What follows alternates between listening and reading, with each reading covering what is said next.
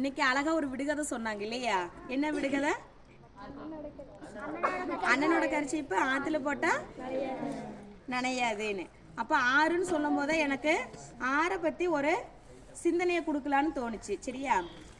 ஒரு மனுஷன் ஒரு ஆத்தங்கரையில போய் உட்காந்துக்கிட்டு ஆத்த பார்த்துக்கிட்டே இருந்தாரு. அப்படி ஆத்த பார்த்துக்கிட்டே இருக்கும்போது என்னாச்சு அப்படின்னா, அந்த ஆத்துல தண்ணி வந்துட்டு வேகமா என்ன பண்ணிட்டு இருக்கு, ஓடிக்கிட்டு இருந்துச்சு. அதுல நிறைய மீன் குஞ்சுகள் எல்லாம் பார்த்துருக்கீங்களா? அந்த மீன் குஞ்சுகள் வந்துட்டு என்ன பண்ணிட்டு இருக்கு, அந்த தண்ணி வரும்போது ஏற முடியாம தத்தளிச்சுக்கிட்டே இருந்துச்சு.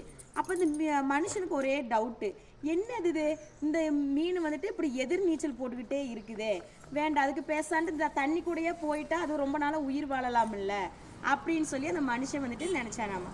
அப்போ அந்த மீனுக்கிட்ட, சரி ஏன் மீனை நீ வந்துட்டு இப்படி கஷ்டப்படுறதுக்கு நீ அந்த ஆற்றுக்கூடையே போகலாமில்ல அப்படின்னு சொல்லி கேட்டபோது அந்த என்ன சொல்லிச்சு, அந்த குட்டி மீனெல்லாம் சொல்லிச்சாமா, செத்த மீன் தான் என்ன பண்ணோம், ஆற்றோட போகும், நான் வந்துட்டு என்ன செய்வேன், எனக்கு வரக்கூடிய துன்பங்களையெல்லாம் நான் என்ன பண்ணுவேன், எதிர்நீச்சல் போட்டு நான் முன்னாடி தான் வருவேன் அப்படின்னு சொல்லிட்டு அது எதிர்நீச்சல் போட்டு முன்னாடி வரக்கு ட்ரை பண்ணிக்கிட்டே இருந்துச்சாமா.